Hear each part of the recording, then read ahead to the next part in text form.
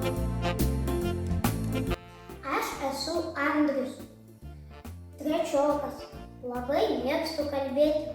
Todėl vaikai mane ir išrinko, kad aš papasakočiau, kokios įdomybės vyko Biržų regioniniame parke.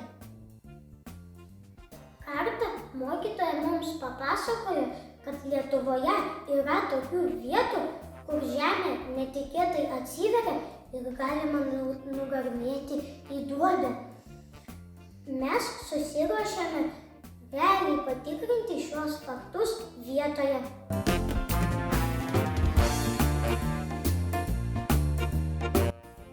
Mes atvykome į Biržų regioninio parko lankytojų centrą. Čia mes susipažinsime su smegduobėmis. Čia yra smegduobė. Smegduobė atsiranda, kai įgriūva viršutinis žemės sluoksnis. Kodėl jis įgriūva? Todėl, kad atsiranda tuštuma, kai požeminis vanduo ištirpina tirpias uolienas, pavyzdžiui, gipsą, akmens druską, klintį, dolomitą. Smegduobės gali būti įvairių formų ir netgi turi savo vardus. Tuoj veiksime praktiškai.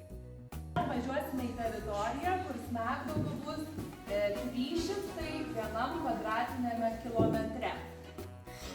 O dabar bus mano mėgstamiausia pamokos dalis, kai teorija virsta praktika. Parodysime, kokias smegduobes apžiūrėjome iš arčiau. Didžiausia mūsų baimė, kad mums esant neįgriūtų žemės sluoksnis ir nenugarmėtumėm gilin į duobę. Buvome labai atsargūs. Mes esame prie smegduobės. Ji vadinama geologų duobė.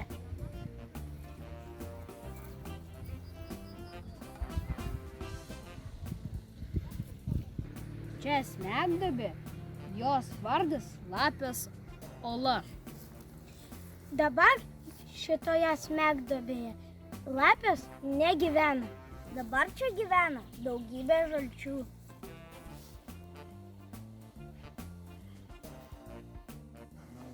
Tai yra barsukų ola.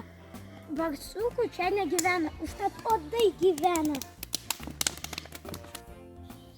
Ši duobė vadinasi Karvės ola.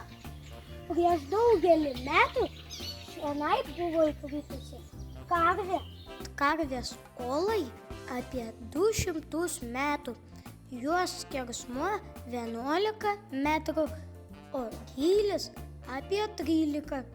Čia gyvena ir labai reta šikšnosparnių rūšis rudasis ausilis. Smegduobė, per ją pašokinėsim. Praktinė veikla labai smagi. Kai susipažinome su smegduobėmis iš arti, nusprendėme į jas pasižiūrėti iš 32 metrų aukščio. Mes esam bokšto viršūnėje.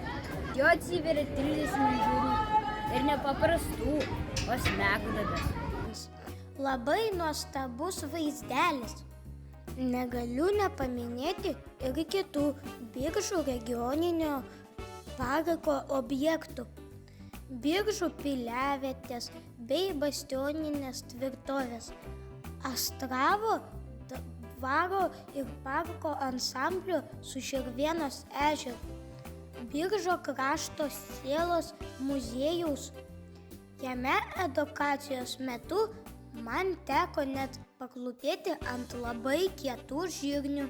Pamokos refleksiją užbaigėme siurprizu. Mūsų klasės draugiai Kamilei tą dieną sukako 10 metų. Sveikinome ją prie Karvės olos ant karvės nugaros. Manau, kad ne tik Kamilei liko labai geri įspūdžiai iš Biržų regioninio parko.